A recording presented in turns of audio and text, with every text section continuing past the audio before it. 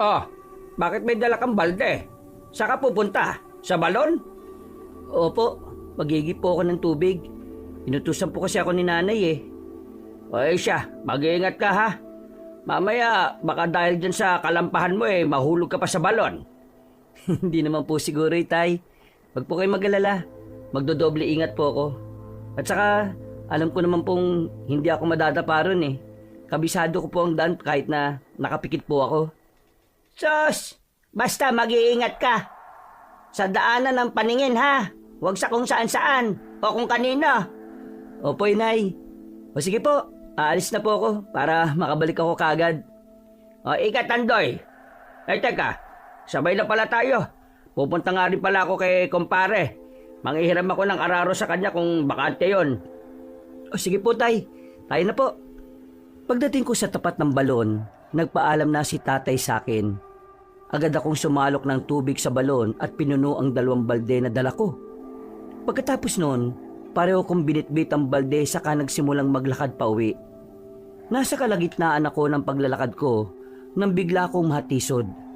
Kasabay ng pagkabuwal ko, nabitiwan ko ang mga balde. Tatayo na sana ako nang sa hindi ko inaasahan ay may isang batang tumakbo palapit sa akin habang tumatawa. Lampa, binata ka na pero lampa ka pa din. Ang hina ng tuhod mo. Lampa! Uy, anong lampa? Tumigil ka nga dyan, bata. Baka tirisin pa kita yan eh. Akala mo ba matatakot ako sa'yo? Kunwari ka pang matapang, lampa ka naman eh. Sige nga, tumayo ka nga kung makakaya mo. Hinahamon mo talaga ako ha. Teka lang, akala mo ba hindi ko tututuhanin yung sinabi kong titirisin kita ha? Hoy, anong gagawin mo sa anak ko ha? Ano ka? Utak bata? Ang laki ng katawan mo, papatol ka pa sa ganyang kaliit? At sa anak ko pa ha? Eh siya naman po kasi itong nanunukso eh. Natisod na nga ako, nabasag ang baldi ko, pagtatawanan pa niya ako. Kung siya kaya ang nasa sitwasyon ko, ano ka ba naman? Bata lang yung kalaban mo oh. Hindi mo ba naiintindihan na baka dahil yan sa kalikutan ng isip niya? Kaya kung ano-anong sinasabi. Isa pa, hindi naman kasalanan ni Oliver kung nadapa ka. Tama po kayo, tatay. Hindi ko naman kasalanan kung madali siyang madapa eh. Malayo pa nga ako nang matisod siya.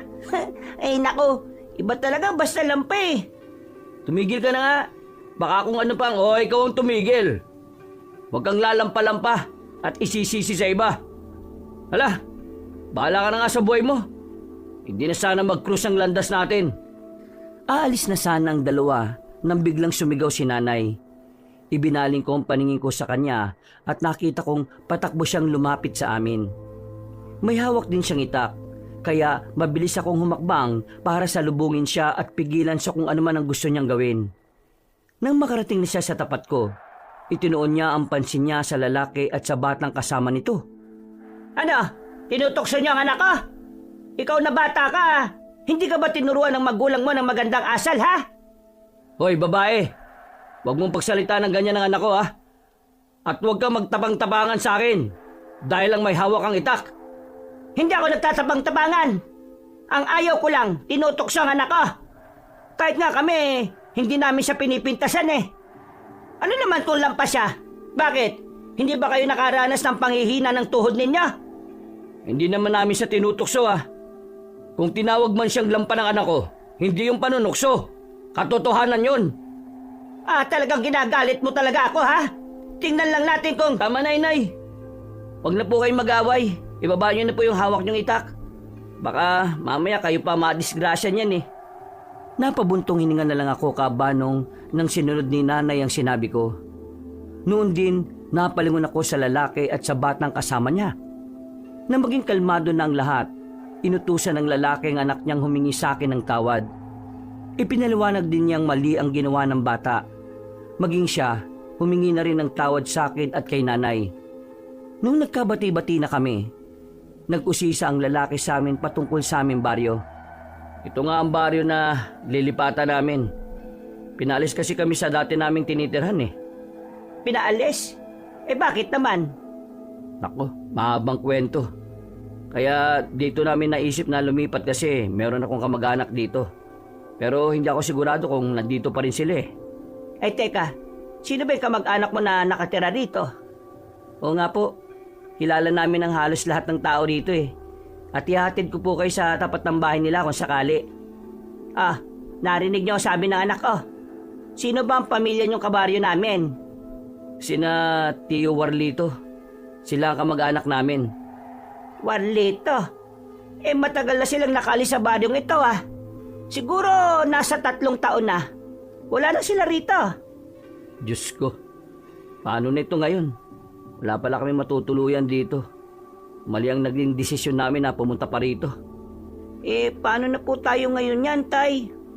Napalunok ako ng laway ko nang malaman kong sinamang Warlito pala sana ang sadya na magamang dayo.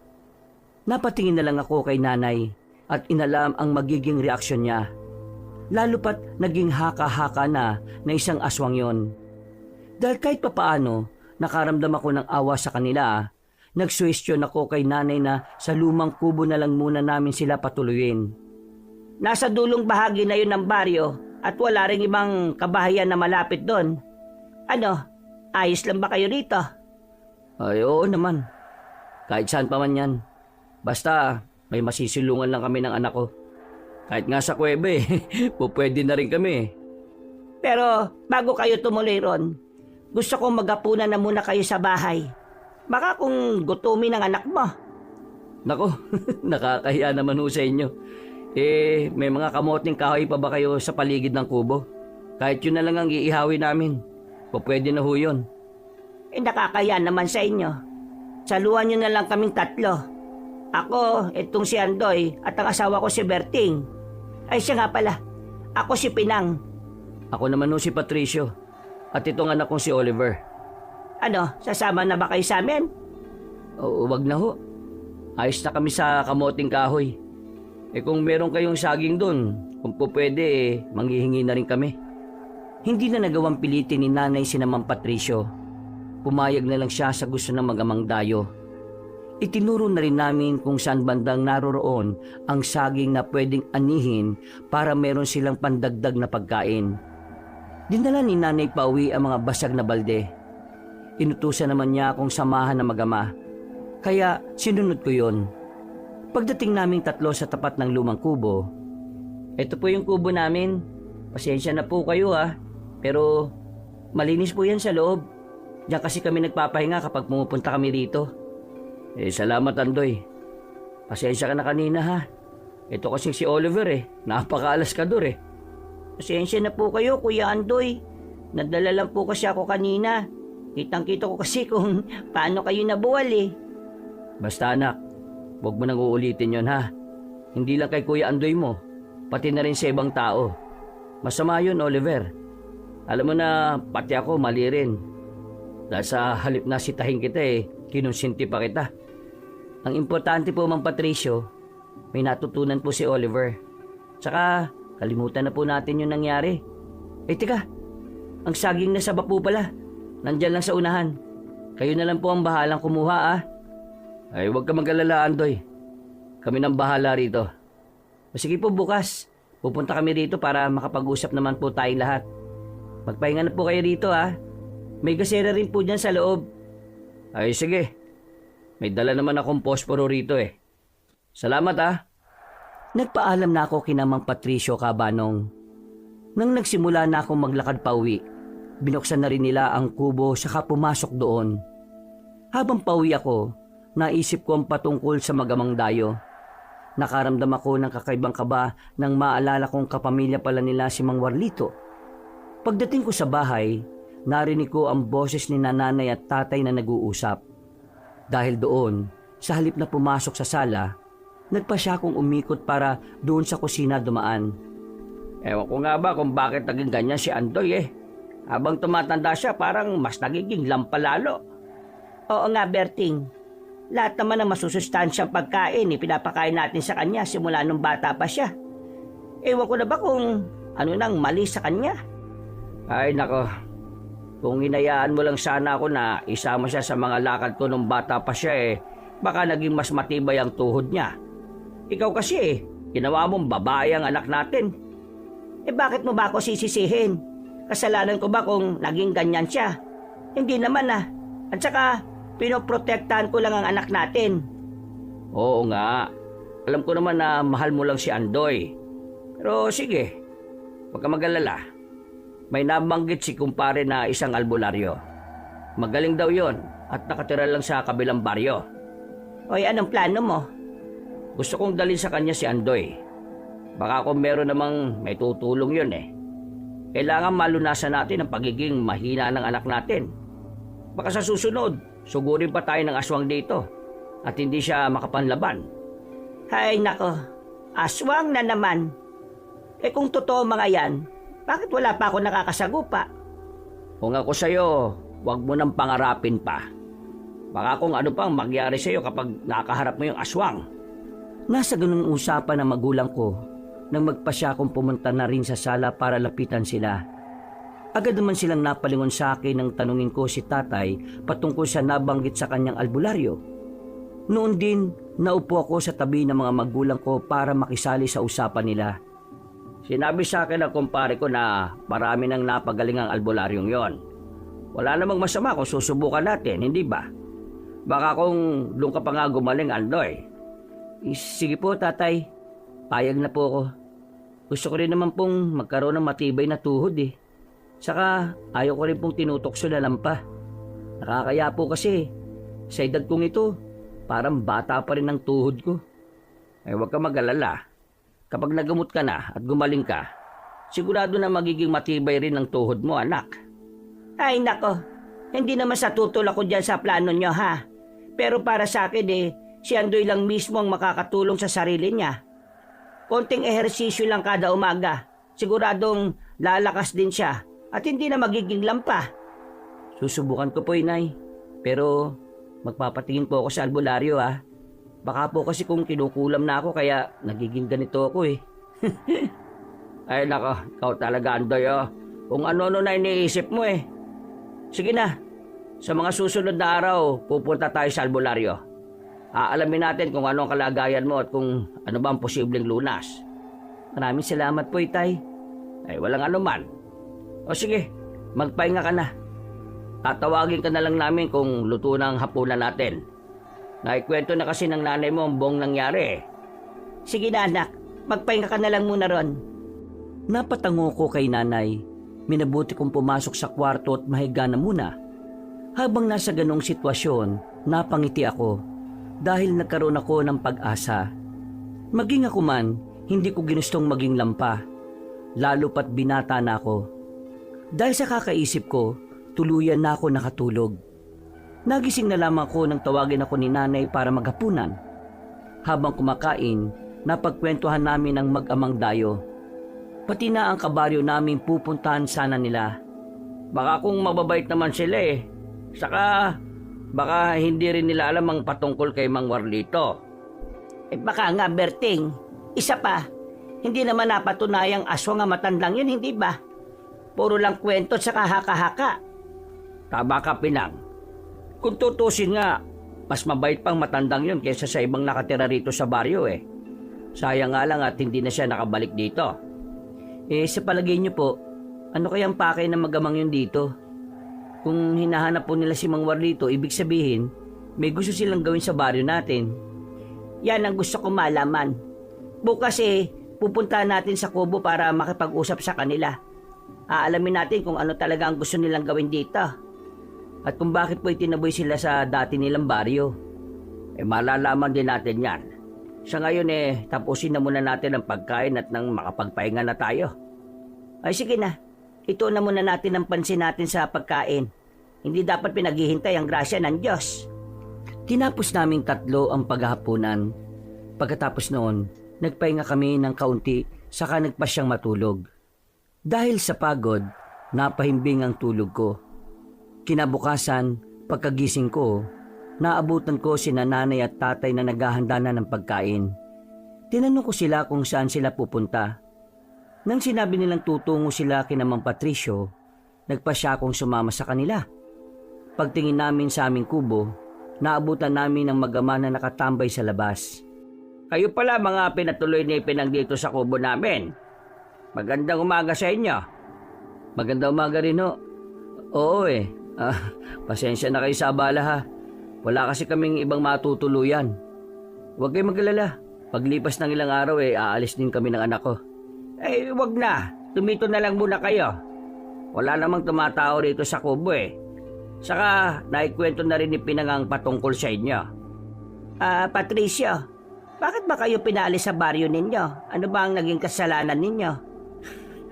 Si Pinang ang ibig niyang sabihin bakit kayo umalis sa dati niyong baryo? Kung tutusin, mukha naman kayong mabait Saka kawawang anak mo dahil sa ginawa nila. Mahabang istoryo Pero sige, ganito kasi yon. Merong sumalakay sa baryo namin. At saka sa mampalad, kasama ang asawa ko sa mga napatay nila.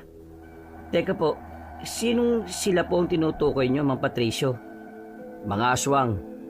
Muli silang umatake sa baryo namin pagkalipas ng halos isang dekada. Talagang napakahayop na mga aswang na yan no? Halos hindi na sila maubos at napakabilis nilang dumami. Huwag lang sanang dumating ang araw na pati rito sa baryo manlalasa na rin ang mga yan. Oo nga Pero kung darating man ang araw na yan, hindi ako papayag na may masaktan sa kahit na sino man sa atin. Basta kung kailangan nyo ng tulong, nandito lang kami. O kung sakali man na aalis na kami ng anak ko, ipapaalam ko rin kagad sa inyo kung saan kami pupunta. Abay, maraming salamat naman, Patricio. Nagpatuloy ang naging pag-uusap namin hanggang sa malapit ng mananghalian. Nagpaalam na kami kina Mang Patricio at sinabihan silang kainin ng dala naming pagkain. Pagdating namin sa bahay, kumain agad kami at pinag-usapan ng patungkol sa mga sinabi ni Mang Patricio. Medyo duda si tatay sa kanya mga ikinuwento, pero naawa siya kay Oliver. Dahil wala silang masisilungan kung sakali mang palisin namin sila. Baka nga sila pala ang totoong aswang Napansin ko kasi si Patricio parang hindi siya makatitig ng diretso sa akin. Baka po nahihiya lang sa inyo, Tay. Oo nga. At saka, wala namang naging kababalagan dito sa atin simula kahapon nang dumating sila. Ayun na nga. Ihintayin pa ba nating magkaroon ng milagrong nangyayari rito? Pero sige, hahayaan na lang muna natin sila. Pero kung may mananalasa ang mga aswang rito, sila ang unang pagdududahan ko. Ano ka ba naman, Berting? Akala ko ba ayos lang sa'yo na patuloyin sila sa kubo natin? Oo, ayos lang sa akin. Pero basta, wag lang silang magpapahuli na meron silang binibiktima, kundi hindi ko sila sasantuhin. Kung ano-ano pa ang sinabi ni Tatay Berting ng mga sandaling yon. Kalaunan, para maibaling ang usapan, nag-usisa si Nanay kung kailan ako dadalhin ni Tatay sa albularyo. Ipinaliwanag naman ni Tatay na hindi ganun kadali, lalo pat may mga obligasyon din ang naturang manggagamot. Gayunpaman, nang lumaon, sinabi ni Tatay na susubukan namin puntahan ang albularyo kinabukasan. Pagkatapos kumain, nagpasya kami ni Tatay Berting na magpahinga muna sa labas.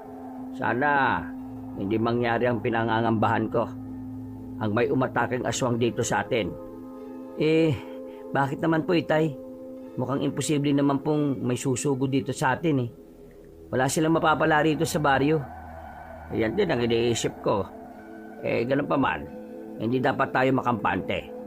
Kung totoo man o hindi ang sinasabi ni Patricio, siguradong makakaapekto pa rin yun sa presensya ng mga aswang dito. Paano naman po niyo nasabi yan ni Tay? Kung totoong inatake sila ng mga aswang at nakatakas sila, siguradong hahabulin sila ng mga yon. At kung sila mismo ang aswang, mag-aasig sila ng takot dito. Lalo pat wala pang gaanong nakakakilala sa kanila. Mas mabuti siguro kung magmamatsyag na lang po muna tayo sa paligid. Kahapon lang naman po sila nagpunta rito Tama ka anak. Pero wag ngayong gabi. Aalis pa tayo bukas para patingin sa albularyo yung kalagayan mo. Sige po. Sana nga merong gamot dito kung nga po ba kung bakit nangihina ang tuhod ko. Lalo na kung nagmamadali ako o nakakaramdam ng tensyon. Sige lang. Magiging matibay rin yan. Maghanap tayo ng lunas dyan, Andoy. Maraming salamat po, Tay. Walang anuman, anak. Nanatili kami roon ni Tatay ng ilang oras hanggang sa pareho na kaming nakaramdam ng antok. Saktong pagkapasok namin sa bahay, nakalatag na ang mga banig nila ni Nanay. Pumasok na rin ako sa kwarto ko sa kami nabuting magpahinga na muna.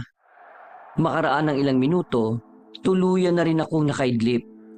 Kinabukasan, maaga kaming umalis ni tatay para pumunta sa kabilang baryo. Hinanap namin ang bahay ng albularyo at sa kabutihang palad natagpuan din namin yon. Alam ko kung anong kaibigang dalawa rito. Dito kayo para hanapan ng lunas sa kalagayan ng binatang yan. Tama po kayo, Tandang Isabelo. Magagamot niyo po ba ako, Tandang Isabelo? Medyo nakakaya po kasi. Isipin po ninyo, sa edad kong ito, napakahina pa po ng tuhod ko. Halos araw-araw nadadapa po ako eh. Sandali, titignan natin sa pamamagitan ng tubig sa planggana kung ano ang naging sanhi ng pagiging ganyan mo. Sige po. Hindi! Mukhang wala ng lunas sa kalagayan mong yan. Pero hindi ko makita kung ano ang totoong rason. Parang may umaharang sa kakayahan ko. Ano pong ibig niyong sabihin, Tandang Isabelo? May mas malakas na kapangyarihang humaharang sa akin. Hindi ko malaman kung ano. Pero nararamdaman kong merong dapat gampanan ng binatang ito. Pero sa oras na gampanan niya yon, malalagay sa panganib ang mga mahal niya sa buhay. Ano pong tinutukoy niyo, Tandang Isabelo? May kung anong nakatanim dyan sa loob mo na kusang gagana kapag nasa panganib ka. Hindi ko lang masabi kung anong uri ng mutsa ito. Pero mag-iingat ka. Kapag nagsimula ka ng makisawsaw sa gulo, kailangan mong tapusin ito. Dahil kapag hindi, mauubos kayong lahat. Ano pong klaseng pananalita yan, Tandang Isabelo? Tinatakot mo ba kami? Hindi mo nga masabi kung anong misyon ni Andoy eh. Hala, mas mabuti pang umuwi na kayo. Nararamdaman kong may panganib na paparating sa mga liblib na baryo. Maganda na lang kayo para mailigtas sa mga sarili ninyo. Dahil bigo kami ni tatay na makahanap ng lunas, nagpasya na lang kaming umuwi. Pagdating sa barangay namin, sinabi namin kagad sa mga kalugar namin ang naging babala ni Tandang Isabelo. Nakibit-balikat na lang sila. Kaya sa halip na ipilit ang sinasabi ng albularyo, minabuti namin ni tatay na umuwi na lang. Ikinuwento namin kay nanay ang sinabi ni Tandang Isabelo, pero pati siya hindi naniniwala. Kapinaglalaroan lang kayo ng albularyong yan. Kung manggagamot siya, di sana nalaman niya kung ano ang posibleng dahilan ng panghihina ng tuhod niya, Andoy. Sa bagay, baka hindi albularyo ang kailangan natin. Baka totoong doktor. Ay naka, kung totoo man ang sinasabi niya o hindi, ang pagtuunan na muna natin ang pansin sa ngayon yung posibleng panganib na dala ng mga aswang. Ay bakit? Pati bang albularyong yon? Sinasabing aswang sina Patricio? Hindi po, Nay. Wala naman pong nabanggit na ganun si Tandang Isabelo.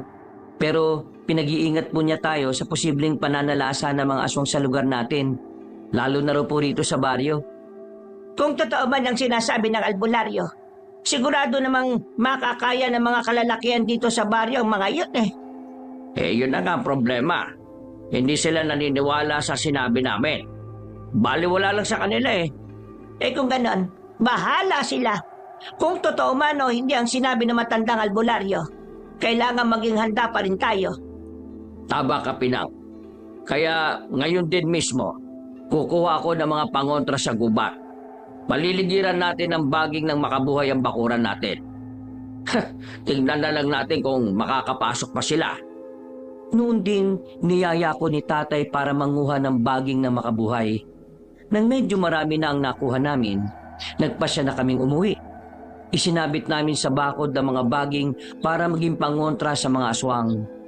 Kinagabihan, maaga kaming nakatulog. Kampante kami na kung aatake man ang mga nilalang na yon, hindi sila madaling makakapasok sa aming bakuran.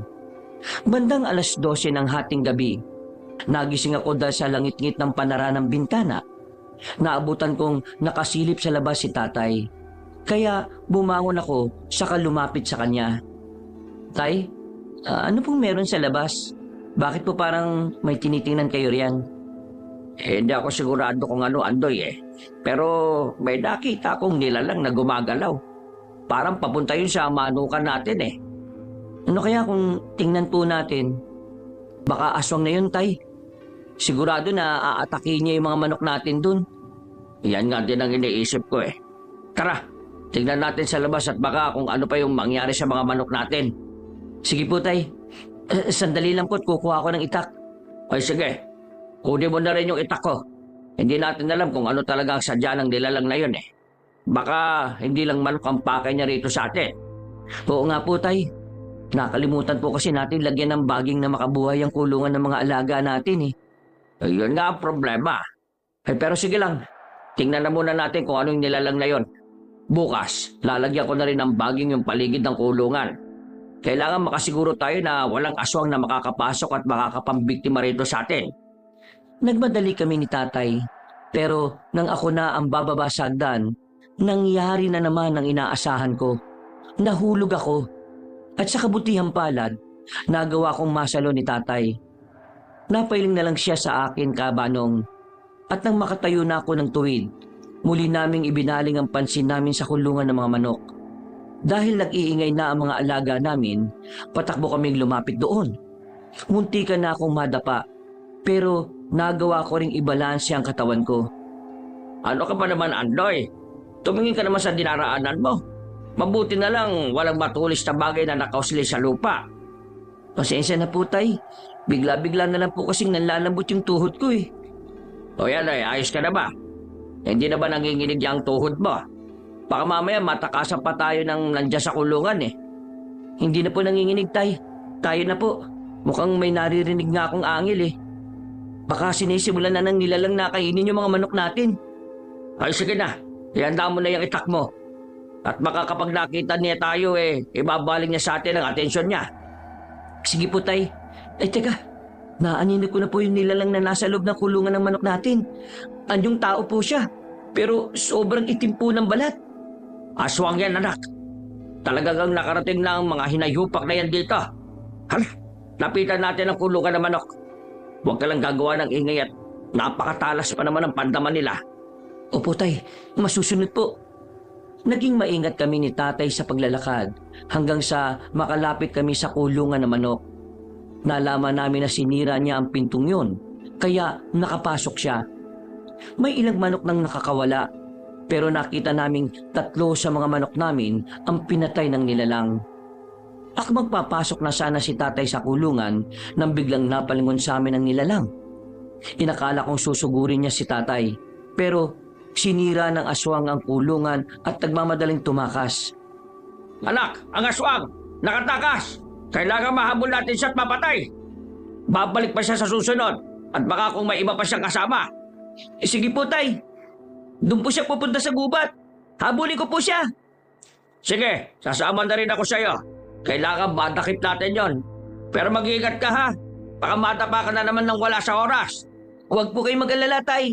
Hindi na rin naman po nanginginig ang tuhod ko eh. Hindi ako natatakot sa nilalang na yon. Kung kailangan labanan ko siya, gagawin ko. Basta kapag nahuli mo siya, sumigaw ka kagad para malapitan ko kayo. Ako papatay sa aswang na yon. Sige po, Tay, masusunod po. Mas nauna akong tumakbo kay Tatay. Nang maaninag ko ang nilalang na malapit na makapasok sa kasukalan, mas binilisan ko pa ang pagtakbo ko. Nalaman kong mas mabilis akong makalapit sa kanya kung dadaan ako sa kanang bahagi, kaya lumihis ako ng landas na tinatahak. Mas lumakas pa ang kabog ng dibdib ko nang mapalingon sa akin ang nilalang at mapangisi. Nang malapit na ako sa aswang, napasigaw ako kay Tatay. Itinaas ko na ang kamay kong may hawak na itak. Nang susugurin ko na sana ang nilalang, bigla ako natisod sa nakausling ugat ng puno. Sakto namang nakalapit na sa akin si Tatay. Nasaan ang aswang? Sinabi ko naman kasi sa'yo mag-iingat ka eh. Sige na, tumayo ka na. Pasensya na po kayo, Itay. Hindi ko po kasi nakitang may nakausling ugat ng puno eh. Isa pa po, bigla na naman pong nanghina ang tuhod ko. Ay teka, mukhang pumasok na po siya sa gubat. Ayos lang. O ano, mahina pa ba yung tuhod mo? Kung gusto mo, hintayin mo na lang ako rito. Ako nang hahabol sa aswang na yon. Hindi po, Tay. Sasama po ako sa inyo. Hindi ko po kayo iiwan. Mamaya baka may mga kasama pa yung nilalang na yun eh. Baka malagay pa kayo sa alanganin. O siya, sige. Hindi na nga lang ako lalayo sa'yo. Baka mamaya mas malala pa mangyayari sa'yo. Tara na. Sige po, tay. Tayo na po. Ay, teka. May naririnig akong ingay sa bandang gitna ng gubat, ah. Malamang, yan na yung aswang na hinahabol natin. Doon tayo na diretso. Gagawa tayo ng paraan para masukol yon. Sige po. Kung dayo rito ang aswang na yan, sigurado naman pong mahihirapan siyang makalabas dito. Tama ka, Andoy. Yan ang lamang natin sa kanya. At dahil dyan, madali natin siyang mahuhuli. Dumiretso kami ni tatay sa paglalakad hanggang sa makarating na kami sa bandang gitna ng gubat. Nang nandun na kami, iginala namin ang paningin namin sa paligid. Sinipat namin ang mga posible niyang daanan hanggang sa may mapansin akong likido sa mga tuyong dahon. Nilapitan ko yon, saka inamoy. At halos maduwal ako dahil doon. Ano ba yan, anak? Bakit parang nandidiri ka dyan, ha? Hindi ko po alam. Malapot po kasi ito tapos napakalansa na ewan. Teka, mukhang meron pa po sa bandang unahan, oh. Aba, mukhang laway yan ng aswang, ah. Tingnan mo, may mga patak pa ng dugo. Sigurado na dyan siya dumaan papuntang kanluran. Sige po, tay. Tayo na po. Yan na lang sundan natin para matuntun kaagad natin ang aswang na yon. Yan din ang naiisip ko. Huwag lang magpapahuli sa akin ng aswang na yon. Tatapusin ko talaga, masasayang araw niya. Tingnan na lang natin kung baka pambiktima pa siya habang buhay. Sinundan nga namin ni tatay ang patak ng dugo at laway hanggang sa makarating kami sa isang mataas na puno. Sinipat ko ng maigi ang itaas ng puno. Ngunit dahil limitado na ang liwanag ng buwan na tumatama roon, wala akong nakita. Napamura na lang si tatay na makarinig kami ng ingay na lumundag pababa sa lupa. Kasunod nun, may naaninag kaming nilalang na mabilis na gumalaw papalayo sa amin. Ang walang niyang aswang na yon, matiyatsepuan ko rin yan. Hindi ako papayag na uubusin niya mga alaga natin. Kung alam po niya na marami siyang hayop na mabibiktima rito, sigurado po na babalik siya dito, tay. Sigurado yan, anak. May mga nambibiktima na nga rin sa ibang baryo, eh. Baka siya rin yung aswang na yon. Bakit po kaya hindi nila mahuli yung nilalang na yun, tay? Kung marami ang tao na tumutugis sa kanya, mas madali sana siyang madadakip, eh. Yan din ang iniisip ko. Baka naman natatakot ang mga tao sa kanya. Sa bagay, nagawa nga niya makatakas mula sa ating dalawa, eh. Kung hindi lang sana ako naging lampa, sana naabutan ko siya kanina. Walang yari naman kasi itong tuhod ko, eh. Parang tuhod ng isang bata. Wag mo nagsisihin ang sarili mo, anak. Wala ka namang kasalanan, eh. Hayaan mo, makakahanap din tayo ng gamot dyan. Hindi ako susuko sa pagtatanong sa mga kakilala ko kung ano ang posibleng paraan para maging matibay ang tuhod mo. Maraming salamat po, tay. Sana nga po malunasan na ito para hindi na po ako maging katawa-tawa sa baryo natin. Pati mga bata, parang hindi na ako ginagalang, eh. Pagalitan mo kasi. Huwag mo silang hayaan na hamakin ka lang nila ng ganun-ganun na lang. Kung gusto mo, pwede mo naman silang batukan, eh. Huwag na po, tay. Baka kung ano pang isipin nila. Umiiwas na nga lang ako sa kanila, eh. Dahil nakatakas na ang aswang, nagpasya na kami ni tatay na umuwi na lang. At habang naglalakad, napagkwentuhan namin ang mga naging karanasan ko simula pa noong bata pa lang ako. Napailing na lang siya nang malamang ilang beses din akong inaway ng mga kabaryo namin dahil sa pagiging lampa ko. Pagdating namin sa bahay, nagkasundo kaming ayusin na muna ang sira ng kulungan. Itay, sa palagay nyo, sino kayo yung aswang na nananalasa dito sa atin? Para po kasing alam niya ang bawat sulok ng baryo natin, eh. At saka alam din niya kung kailan at saan siya aatake. Yan ang hindi ko rin alam, anak. Pero malakas ang kutob ko na kung hindi man si Mang Morlito ang aswang, baka yung bagong salta sa lugar na ito. Paano po mangyayari yun, tay? Kung aswang si Mang Patricio, iiwanan po ba niyang mag-isa yung anak niya para lang mambiktima? Posible. Pero baka nga kung magkasama pa sila, eh. Simula kasi nung makita ko yung lalaking yon, pakiramdam ko merong kakaiba sa kanya. Hindi ko lang talaga matukoy kung ano yon. Ano po ba yung binabalak niyo, tay? Gusto ko sanang matyagan sila. Wala namang masama kung gusto natin sila makilala ng lubusan, hindi ba? Mangyayari lang yon kung hindi nila alam na nagmamatsyag tayo sa kanila. Sige po, kung yan ang gusto nyo, yan ang gagawin po natin. Pero kailangan na maging sikreto lang natin to ha. Hindi mo naman sasabihin sa nanay mo. Sigurado ako na magagalit yun sa atin. Sige po, Tay. Hindi po ako magkukwento sa kanya sa mga plano natin. Mabuti naman kung ganun, anak. Baka kung madulas ang dila niya, sabihin pa niya sa iba eh. Alam mo naman yung nanay mo. Opo, naiintindihan ko po kayo, Tay. Pangako po, hindi ko sasabihin sa kanya. Nang matapos na kami sa pagkukumpuni ng nasirang bahagi ng kulungan, nagpasya na kami ni tatay na pumasok sa bahay. Sa hindi ko inaasahan, muling nanghina ang tuhod ko at nabuwal ako sa sahig. Dahil sa nagawa kong ingay, napakunot-no pa siya nang makita niya kami ni tatay na kapapasok pa lang sa bahay. Hindi na sana namin sasabihin sa kanya kung saan kami nanggaling, pero naging mapilit siya sa pag-uusisa sa amin. Hindi kaya nakabalik na si Mang Warlito rito? Siya lang naman dati ang bantog na aswang sa lugar natin eh. Baka gumaganti siya sa atin.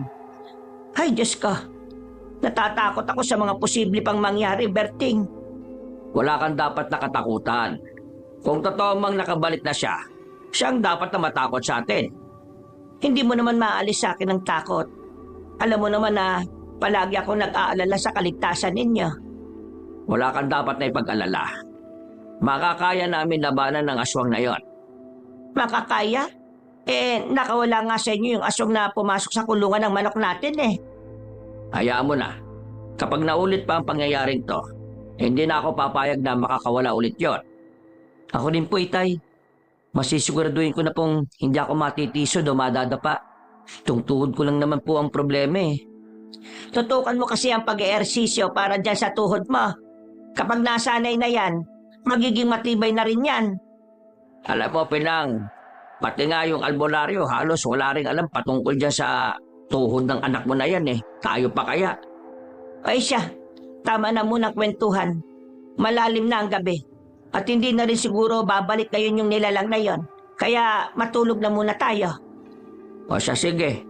O Andoy, matulog ka na at maaga pa tayong gigising ha. Simula bukas mag-eehersisyo ka na. Tututukan na rin natin ang pag-aaral mo ng pakikipaglaban sa mga nilalang na yon. Sige po, Itay. Natulog na nga ako pagkatapos kong sumagot kay tatay. Kinabukasan, maaga kaming nagising. Pinag-ehersisyo niya ako at tinuruan kung paano makipaglaban. Naging ganun ang gawain namin ni tatay bago kami pumunta sa bukid. Kahit papaano, napansin kong naging matibay na rin ang tuhod ko at hindi na ako kadalasang nadadapa. May ilang bata pa rin nangungutya sa akin pero gaya ng dati, hindi ko na sila pinapatulan. Isang umaga, Ganyan nga anak. Mas naging mahusay ka na kaysa sa nung unang araw ng pagsasanay mo. Napansin ko rin na naging mas matibay na ang tuhod mo. Hindi ka na nadadapa palagi. Oo nga po, Tay. Saka kahit papaano, mas nadagdagan po yung kumpiyansa ko sa sarili ko. Sigurado po na hindi na rin ako tutuksoy ng mga kabaryo natin. Nakakatiyak ako anak. Baka nga kung hahanga pa sila sa iyo eh. Ngayon, handa ka na makipaglaban sa mga aswang. Ipagdasal na lang natin na sana hindi na maging mahina yung tuhod mo kapag nasa panganib na tayo. Hanggang ngayon nga po, yan pa din ang naiisip ko eh. Paano na lang kung humina na naman ang tuhod ko kapag nasa gitna na tayo ng laban? Hindi natin alam kung manghihina pa yan o hindi. Malalaman na lang natin yan kapag muli nating makaharap ang aswang na yon. Tinapos ko ang pag-iinsayo ko sa kasumama na kay tatay papunta sa bukid para tulungan siya. Nang matapos na kami sa gawain namin doon, nagpasya na kaming umuwi. Subalit sa halip na dumiretso sa bahay, sinabi ni tatay na pumunta kami sa lumang kubo namin kung saan nananatili ang dayong magama. Nung naroon na kami, minabuti namin na magtago na lang upang matyagan sila. Sakto namang nagkukwentuhan silang magama, kaya nakinig kami ni tatay. May mga naririnig akong ingay kagabi sa paligid eh.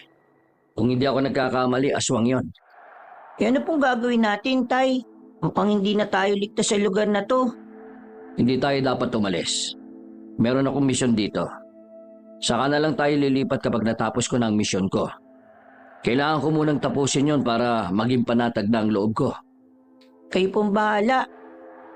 Kaso, Paano kung tao ang pagbintangan nilang nananalasa rito? Baka po kung yun ang isipin nila eh. Wag mo nang alalahanin yun, anak. Bahala sila kung ano man ang isipin nila. Basta, huwag ka lang nilang sasaktan. Ibang usapan na yon. Oo nga po. Pero mukhang wala rin naman pong ibang tao na nakakapunta rito eh. Ligtas naman po tayo dito, tay. Yan din ang naiisip ko. Mas ligtas tayo rito kaysa sa naunang baryo kung saan tayo nagpunta. Napatitig na lang ako kay tatay. Na mga sandaling yon, dahil hindi na namin gaanong naririnig ang usapan ni Mang Patricio at Oliver, nagpasya kami ni tatay na mas lumapit pa ron. Pero sa hindi inaasahan, bigla na naman akong nadapa, Kabanong. Nakagawa ako ng ingay kaya kinabahan ako. Napalingon na lang ako nang makita kong papalapit na ang mag-ama sa amin. Lampad talaga oh. Wala pa rin siyang pinagbago, tay.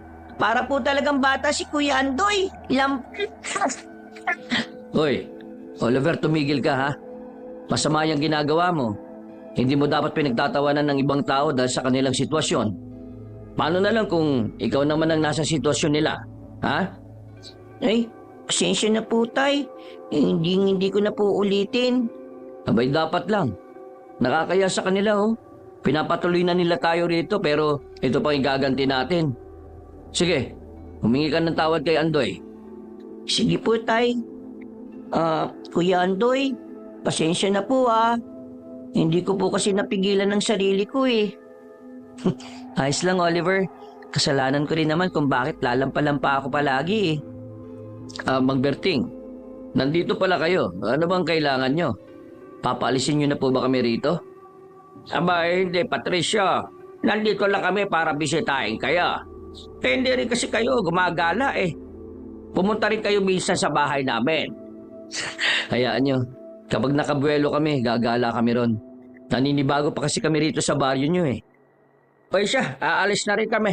Siniguro lang din kasi namin na maayos ang kalagayan nyo rito. Huwag po kayo mag-alala. Maayos lang ang lagay namin dito. At kung sakali man na kailangan namin ng tulong, pupunta kami sa inyo. Mabuti pa nga. Basta kahit na anong oras pumunta lang kayo sa bahay ha. Bukas lagi ang tirahan namin para sa inyo. Nang mga panahong yon, Kabanong, nagpaalam na kami ni tatay sa dayong mag-ama. Bago kami tuluyang umalis, iginala pa namin ang paningin namin sa paligid. Nang wala kaming napansing kakaiba, tuluyan na kaming umalis doon at nagsimulang maglakad pauwi sa bahay namin. Wala ka bang napapansin kay Patricio? Bakit po, tay? Napansin ko kasi parang balisa siya. Hindi ko po alam kung may tinatago pa siya o hindi lang siya kampante na naroon tayo. Yan nga din ang napansin ko, anak. Pakiramdam ko may kung ano silang tinatago na ayaw nilang malaman natin. Ano kaya yon? Ay, siya nga pala. Pasensya na po pala kayo, tay ah. Kung hindi po dahil sa akin hindi po sana tayo mahuhuli. Mo na. Tapos na yun Sa ngayon, umuwi na lang muna tayo at nang makapagpahinga. Babalik pa po ba tayo sa bukid natin? Sa ngayon, hindi na. Bukas na lang kung magiging maganda panahon. Isa pa, parang kabilugan ng buwan mamaya Kinakailangan nating magbantay sa paligid. Sige po. Baka po kasi kung haatake ulit yung aswang na yun Tama ka, anak. Hindi natin hahayaan na mabawasan nila ulit yung manok natin. Kapag umatake siya mamaya, kailangan na natin siyang mahuli. Hindi lang tayo ang pepperwishwin yan kung sakali. Oo nga po, tay. Hayaan nyo, hindi ako matutulog mamaya. Makikiramdam ako sa paligid. Hindi lang natin pakikiramdaman ang paligid. Mas maigi kung rumondo na muna tayo para masiguro natin ang kaligtasan natin at ang ating mga alaga. Opo, sige po, tay. Pagka-uwi namin ni tatay, kumain kami ng pananghalian saka nagpahinga na muna kami. Kinahaponan, tumulong kami kay nanay sa mga gawaing bahay. Hanggang sa matapos yon. Dahil sa pagod namin, nagpasya kaming tumambay na muna sa labas ng bahay. Nasa kalagitnaan kami ng pagkukwentuhan nang mapadaan ng isang kabaryo namin at nagkwento patungkol sa nangyari sa mga alagang bibi niya. Nagbigay lang siya ng babala. Agad din siyang umuwi. Kung sino man ang aswang na nananalasa rito o kung may mga kasamahan pa siya, talagang napakahayop nila. Baka sa susunod, mga tao na ang bibiktimahin nila. Yan nga rin ang inaalala ko simula pa noong una eh. Paano na lang kung pati tayo mga tao na naman ang pagdiskitahan nila? May subukan lang nila. May hinala na ako kung sino ang aswang eh. Huwag lang siyang magpapahuli dahil pagbabayaran niya yung mga ginawa niya sa mga manok natin. Sino po, Tay? Basta, di ko na muna sasabihin. Kailangan mapatunayan ko munang hinala ko.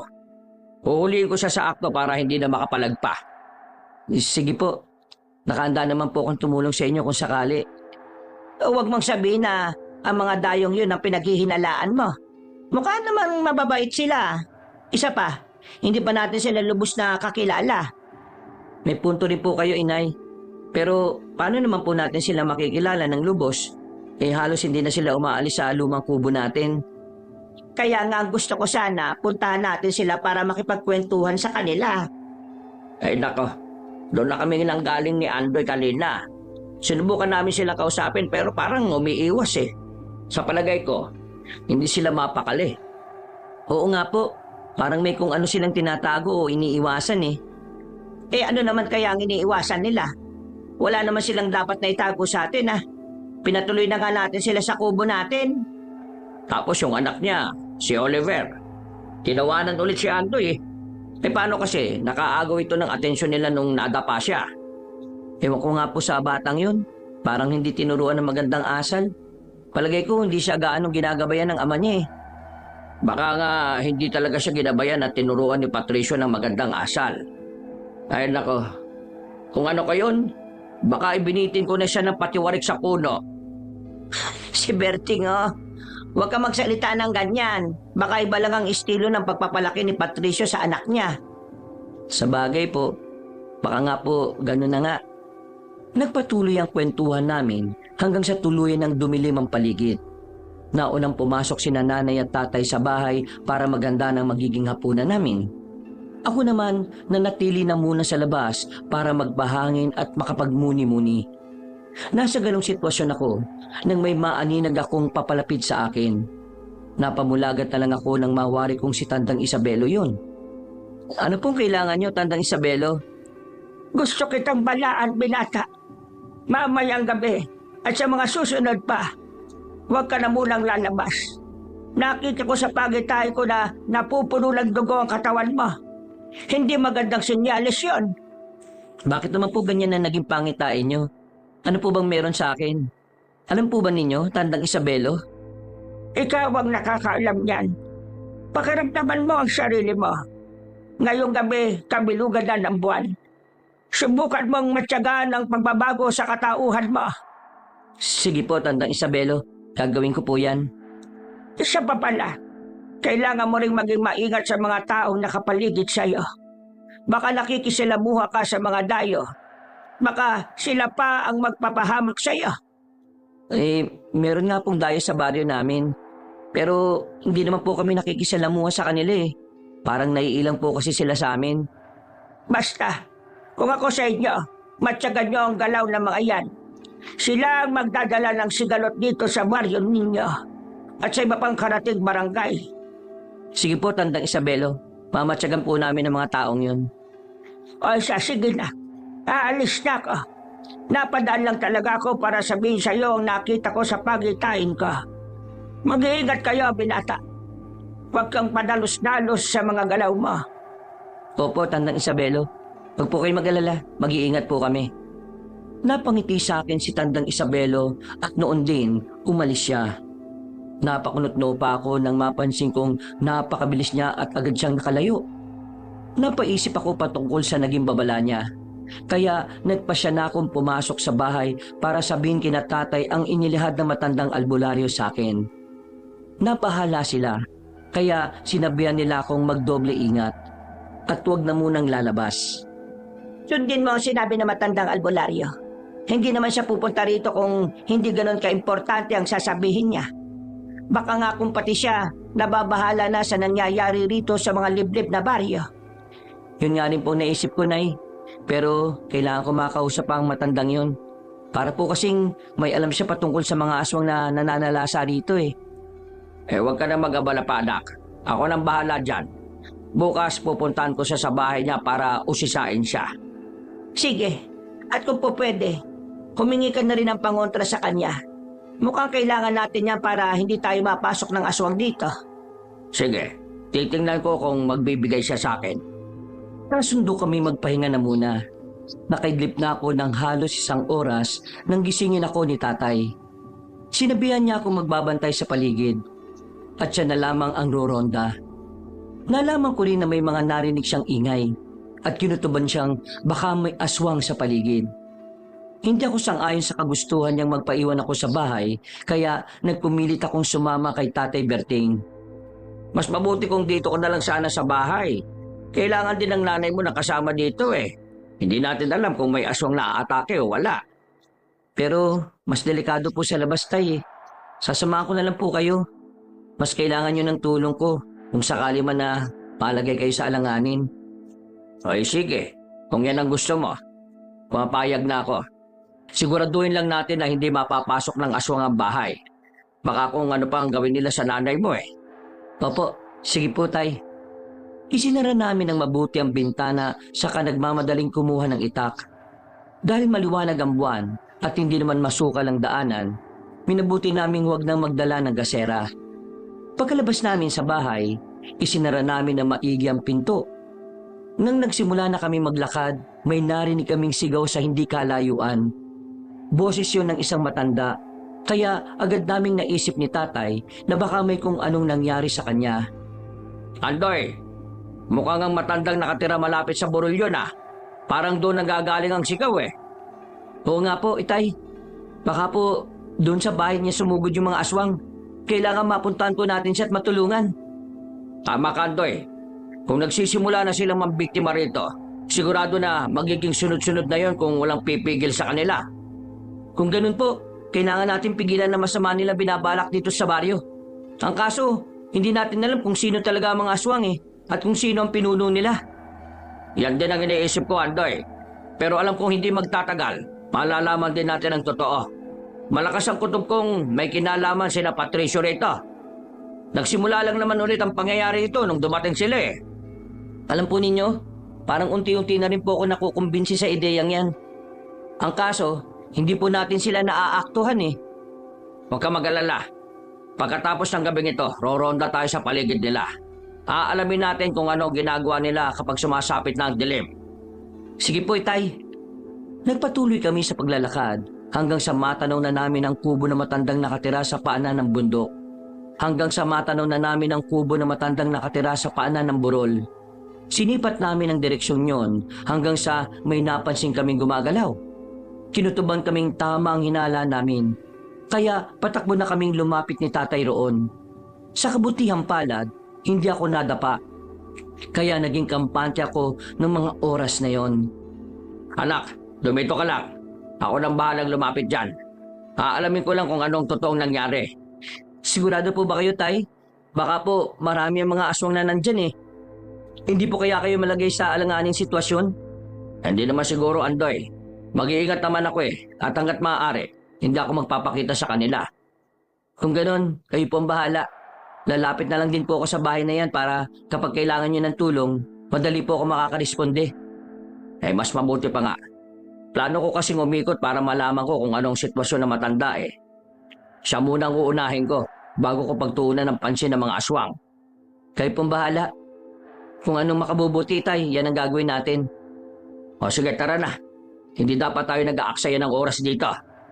Naunang naglakad si tatay kaysa sa akin. Nang medyo nakalayo na siya, hinugot ko ang itak ko saka inihanda ang sarili ko sa posibleng mangyari. Walang ano-ano, may nakita kong aswang na palinga-linga sa paligid. Dulot ng pangamba kong mahuhuli niya ako, mabilis akong nagtago sa likuran ng isang malaking puno. Ilang sandali pa, nakaamoy ako ng malansa. At dahil doon, nakaramdam ako ng kakaiba sa katawan ko. Walang ano-ano, nakarinig ako ng boses sa likuran ko. Naamoy mo ba ang malansang yan? Ano ang nararamdaman mo sa katawan mo? Tandang Isabelo? Paano kayo nakarating dito? Anong ginagawa niyo rito? Nandito ako para saksihan ang pakikipaglaban niyo sa mga aswang na nariyan. Sa ngayon, baka napatay na ng mga aswang matandang nakatira dyan sa kubo. Paano niyo po nalaman na may aswang dyan? Saka, bakit hindi po ninyo siya tulungan? Ay teka, umaangil na ang aswang. Baka kung napaano na si tatay. Isa akong albularyo. Malakas ang kutob ko. Sige, bilisan mo ang pagpunta riyan at nangangalib na ang tatay mo. Gamitin mo ang lakas mo para labanan ng mga aswang na yan. Sige po, pero wag po kayong alis dito ha. Marami pa po kayong tatanong sa inyo. Alam ko pong kayo ang makakasagot sa kakaibang nararamdaman ko. Nagsimula lang ito nang makalanghap ako ng malansang dugo eh. Oo nga, hihintayin ko kayong mag-ama rito. Manunod ako sa laban ninyo. Hindi na ako sumagot pa sa matandang albularyo. Nang marinig ko ang pagsigaw ni tatay, patakbo ko lumapit sa kinaroroonan niya. Namangha pa ako ng mga panahong yon dahil hindi man lang nanlambot ang tuhod ko. Napansin ko rin na nag-ibayo ang bilis ko, kaya agad akong nakalapit kay tatay. Dahil nakikipaglaban na siya sa 3 aswang na naroon, minabuti ko na lang na tulungan siya. Habang nakikipaglaban sa mga nilalang, hindi na rin namin naiwasang magkwentuhan. Andoy, kailangan mapatay natin ang 3 ito. Nabiktima na nila yung matandang nakatira dito sa kubo. At hindi malabong maulit pa ang mga ganitong pangyayari. Oo nga po tay. Alam ko, kanina, habang nagtatago ko, sobrang lakas ng amoy na nalalanghap ko. Napakalansa po. Ha? Paano mo naamoy yon? Eh hindi ko nga naamoy yon kahit na malapit ako. Hindi ko nga rin po alam eh. Tapos po, naramdaman ko pong nag-iba yung lakas at liksi ng katawan ko tay. Para po ako nagkaroon ng kapangyarihan. Nababaliw ka na ba? Paano nagkaroon ka ng kapangyarihan eh? Nakita ko nga kanina, muntikan ka na namang madapa. Hindi ko po maipaliwanag tay eh. Pero kung gusto niyo po, susubukan kong kalabanin ng mag-isang 3 to para malaman ko na rin po kung gaano katotoo yung nararamdaman ko. Ay, sige. Hayaan kitang labanan sila. Aatras lang ako na konti Pero kung malalagay ka sa alanganin hindi ako mag-atubiling tulungan ka. Sige po itay. Pagkatras ni tatay, hinarap ko ng mag-isa ang 3 aswang. Agad din nila akong inatake, kaya nilabanan ko sila gamit ang hawak kong itak. Napangisin na lang ako habang nasa ganong sitwasyon. Dahil kahit na anong gawin nila, hindi nila ako magawang sunggaban. Sa hindi ko inaasahan, nabitiwan ko ang hawak kong itak. Napaangil naman ang mga aswang dahil sa nangyari. At sabay nila akong kinuyog. Anak, kailangan mo na ba ng tulong ko? Sabihin mo lang. Hindi po itay, kaya ko pong 3 ito. Ngayon, tingnan niyo po at ipapakita ko sa inyo yung sinasabi ko. Eto na po itay. Aba, tama ang sinabi mo Andoy Parang kang nagibayo ang lakas mo. Naibalibag mo ang isang nilalang. At ngayon, 2 na lang ang problema mo. Oo nga po itay, ito rin ang nararapat sa isang ito. Ngayon po, alam ko na rin tama ang nararamdaman ko. Paano kaya nangyari yan? Hindi ko rin po alam itay Pero isang tao lang po ang alam ko makakapagpaliwanag sa nangyayaring to sa akin. Sino anak? Si Tandang Isabelo. Nandito po siya kanina. At siya po mismo nagsabi na nag-iba yung lakas ko. Nang nakaraan po kasi, dumaan din siya sa atin. At nang maabutan niya ako may mga bagay siyang sinabi. Narinig ko pang napatanong si tatay kung ano ang sinabi ni Tandang Isabelo, pero hindi ko na siya nasagot pa. Bigla kasi akong inatake ng isang aswang, kaya itinoon ko muna roon ang pansin ko sa kanya. Napailing na lang ako nang makita kong bumangon din ang 2 nilalang at sumugod sa akin. Sa halip na matakot, mas ginanahan pa ako. Bago pa man tuluyang makalapit sa akin ang 2, nagawa kong buhatin ng isang aswang, saka ibinalibag ko yon sa kanila. Sige, ganyan nga anak. Ang mga tulad nila dapat na pinaparusahan. Damputin mo nang itakbot nang matapos na natin to. Baka tatakas pa ang mga yan at magtawag pa ng iba nilang kasamahan. Ito na po, hawak ko na rin tong itak ko. Aba teka, mukhang tatakas nga sila. Sige Andoy, gamitin mo ang liksi mo. Habulin mo sila at patayin. Huwag mong isipin na kasalanan niyang gagawin mo. Isipin mo na pumapatay ka ng mga demonyo. Sige po itay, hindi po ako magdadalawang isip na patayin sila. Teka, hindi ko na nga po kailangan ng itik para gawin yun. Eto po, kayo na munang humawak. Kung yan ang gusto mo anak, sige, akin na. Pagkabigay ko ng itak kay tatay, napatakbo ko ng mabilis para lapitan ng mga aswang. Nang mga panahong yon, naramdaman kong nanginginig na ang kalamnan ko at parang gusto kong wakwakin ang tiyan nila. Subalit, dahil alam kong kalabisan naman kung gagawin ko yon, minabuti kong baliin na lang ang leg nila. Dahil may mga bali na sila sa kanilang katawan, hindi na nila nagawa pa ang makapanlaban. Naging madali sa akin ang patayin silang tatlo. Wala na po sila, Itay. Lahat sila. Bali na po mga leeg nila. Ha! Napahaga mo ko, anak, ah. Hindi ko akalain na malakas ang loob mo. Pero sa susunod, mas mabuting gamitin mo na lang itak mo sa pagpatay sa kanila. Sa patalim na yan sila dapat mamatay. Sige po, Itay. Ano pong gagawin natin? Baka po kung umalingasaw ang bangkay ng mga aswang na ito dito. Saka, patayin na rin po ang matanda na nakatira sa kubo, hindi ba? Oo, anak. Pero mas mabuti siguro kung pabayaan na lang natin sila. Iisipin ng mga tao na pinatay nila ang matanda. Pero may kung sino rin pumaslang sa kanila. Magsisilbi rin silang panakot sa iba pang mga aswang. Sige po.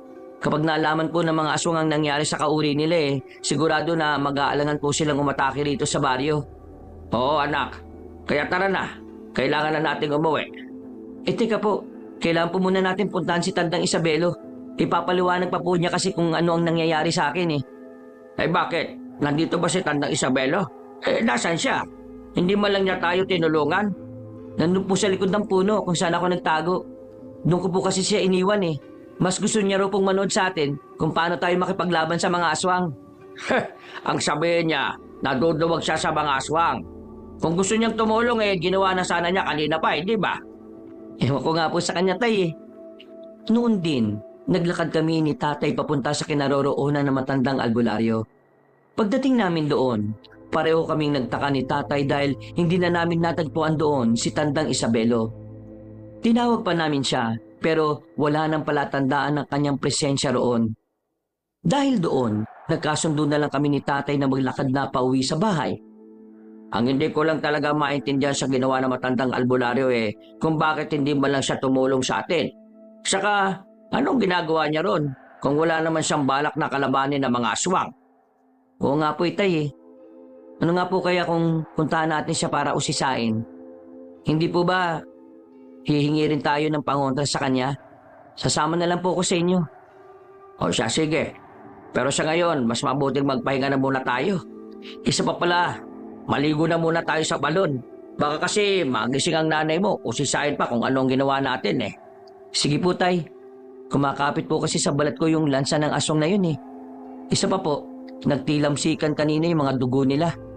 Basta, kung kailangan lumabas tayo para tugisin ang mga aswang na yan gagawin natin.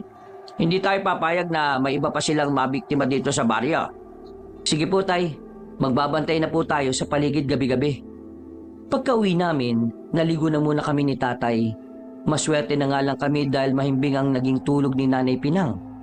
Dahil doon, nakapasok kami at nakaiga sa banig namin nang hindi siya nagigising. Kinabukasan, agad na umugong ang balita tungkol sa nangyari sa matandang biniktima ng mga aswang. Naging palaisipan din sa kanayo namin kung sino ang pumatay sa mga yun. Dahil sa nangyari, unti-unting napuno ng takot ang baryo namin at isang gabi. Roronda po ba tayo ngayong gabi, Tay?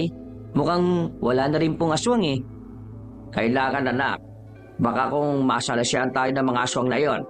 Kahit pa na natatakot na ang mga taga rito na lumabas, kailangan pa rin natin makasiguro. Di kung ano po ang gusto nyo, Tay, yan po masusunod. O sige na. Huling pagroronda na muna natin dito sa baryo. Bukas ng gabi, pakikiramdaman natin ang paligid. Kapag tahimik naman pwede tayong magpahinga muna. Sige po. Kung merong mga aatake ulit dito, ako na pong bahala sa kanila. Titiyakin ko pong hindi na ulit sila makakapambiktima pa. Tama yan, anak. Dapat hindi natin sila bibigyan ng pagkakataon. Mga aswang sila. At kung magiging mahina lang tayo at matatakotin, may magagawa nila tayong matalo. Oo nga po, Itay Kaya nga po, sinisigap kong maging matapang ngayon. Hindi ako papayag na lamunin ako ng takot ko sa mga nilalang na yan. Ala, sige na. Kunin mo nang itok natin sa kalampara. Aalis tayo para rumonda sa paligid. Nang makuha ko ng itak, nagsimula na kaming rumonda ni Tatay. Inikot namin ang buong baryo. At sa kabutiang palad, wala kami nakasagupang aswang. Dahil doon, kampante na kaming wala ng aswang na susugod sa barangay namin para manggulo. Napagkasunduan na lang din namin ni tatay na umuwi na sa bahay para makapagpahinga. Nasa kalagitnaan na kami ng paglalakad namin pauwi sa bahay nang may mga mabibilis na nilalang na dumaan sa gilid namin. Itay, ano po kaya yun? Bakit parang hangin lang sila kung gumalaw? Hindi ko po masyadong naaninagan eh. Kung hindi ako nagkakamali, yun na nga ang aswang na tinutugis natin. Baka tumakas sila at nagpunta sa ibang lugar. Ano pong ibig niyo sabihin? Lumipat sila ng lugar na pwede nilang atakihin? Kung ganun po, nagtagumpay tayo na protektahan ng baryo mula sa kanila? Tama ka anak, nagtagumpay tayo. Ngunit kung hahayaan natin na sa ibang baryo na naman mananalasa ang mga nilalang na yon, para na rin tayong natalo. Tama po kayo, tay. Kaya kung magkakaroon sana tayo ng pagkakataon, siguraduhin na rin po nating ligtas sa mga taga-kabilang baryo. Kung pwede naman natin silang hayaan na lang. Opo, pero nakokonsensya ako kung hahayaan ko na lang sila. Sa ngayon, kailangan nating gawin kung ano man ang ating makakaya. Kung gusto mo, pupunta tayo ron. Ano, payag ka? Sige po. Kailangan na mapigilan natin ang nilalang na yun. Kung hindi sila magpapataboy sa atin, mas mabuti nang ubusin po natin sila. Oo anak, hindi natin sila bibigyan ng pagkakataon para lumapan pa. Patayin sila kagad. Pumunta kami sa kabilang baryo, pero nabigo kami ni tatay na makita roon ng mga aswang. Hindi kami naging kumbinsido na walang mga nilalang roon. Kaya naghintay pa kami hanggang sa umabot na ng hating gabi. Dahil mag-isa lang si nanay sa bahay, nagpasya na kaming umuwi na. Naabutan naming gising si nanay at nakadungaw sa bintana. Kaya minabuti na naming ipaliwanag kung ano ang ginawa namin. Bakit kayo lumabas ng ganitong oras? Hindi ba nyo alam na napakadelikado ngayon? Baka matsyempuhan nyo yung mga aswang. Wala ka nang dapat na ipag-alala, Pinang. Lumabas nga kami sa Karumonda para masiguro na ligtas ang paligid natin. Tama po si tatay, nay. Pero ngayon pong wala na po mga aswang dito, makakampante na po tayo. Mas magiging tahimik na ang buhay natin. Ay nako, salamat naman kung ganon. Kahit na nasa loob ako ng bahay hindi pa rin nawawala ang pag-aalala ko. Iniisip ko pa lang napapasukin tayo ng mga aswang. Para na akong kinikilabutan Pero ngayon, nakalis na ang mga aswang. Inalam na nga namin kung nagpunta sila sa kabilang baryo pero wala rin naman sila ron. O siya, matulog na muna tayo. Bukas na lang natin ipagpatuloy ang kwentuhan. Mas mabuti pa nga. Nakaaramdam na rin ako ng antok Maaga pa akong pupunta sa bukid bukas. Aalamin ko kung anong pananim ang pwede kong itanim doon. Oo. Andoy, patulog ka na rin. Lumalalim na mga mata mo. Noon din, nagpasya na akong bumalik sa higaan ko. Sinikap kong makaidlip at sa kabutiang palad, nakatulog din ako. Dahil hindi na nanalasa ang mga aswang sa kabilang baryo, nakampante akong nakalis na sila. Ganun pa man, sa hindi ko malamang dahilan, may kung ano akong hindi maipaliwanag na nararamdaman patungkol sa kapaligiran ko. Makalipas ang ilang araw, dahil may nakabinbin pa kaming gawain sa bukid, maaga kaming umalis ni tatay papunta doon. Sa hindi namin inaasahan, nakasalubong namin si Mang Patricio at Oliver na nagmamadaling naglalakad. Mang Berting, Andoy, ang aga nyo yatang pumunta sa bukid. Maraming salamat sa pagpapatuloy nga pala sa amin ng anak ko ha. Kuya Andoy, hindi na po kayo lampa? Hindi na kayo nadadapa? Teka, bakit bigla naman ang alis nyo? Saan na kayo pupunta niyan? Hindi ko alam pero mukhang nagiging delikado na ang baryong ito sa amin Hindi na ito mabuti para sa plano ko para sa amin ni Oliver. Bakit po? Ano pong ibig niyong sabihin, Mang Patricio? Huwag na kayo magkaila pa. Alam niyo kung ano ang ibig kong sabihin. Hindi namin alam kung anong tinutukoy mo, Patricio. Pero iisa lang ang naiisip kong may kaugnayan sa sinasabi mo. Mga aswang. Yan nga. Kung ako sa inyo, itigil na ninyo ang panunugis ng mga aswang. Hindi nyo alam kung anong magiging epekto niyan. Hindi lang sa inyo, kung hindi pati na sa mga taong nakapaligid sa inyo. Dadanak lang ang dugo rito kung ipagpipilitan nyo ang gawain yan. Paano po ninyo nalaman na gawain namin yan? Sino po ba talaga kayo? At anong pakay nyo sa baryong to? Hindi na mahalaga yon. Aalis na kami ng anak ko rito. Nabulilyaso na ang plano ko Kung naging maingat lang sana kayo, hindi kayo makikilala. Yun nga lang, mas nakilala kayo dahil sa pagiging lampa ni Andoy. anong planong tinutukoy mo? Huwag mo sabihin na totoo nga ang hinala namin na kayo ang mga aswang na nananalasa rito. Oo nga po, simula nung dumating kayo rito, mas naging agresibo na ang mga aswang eh. Isa pa po, pati si Tandang Isabelo, minsan na rin nagbabala patungkol sa inyo. Tandang Isabelo? Ang matandang albularyo?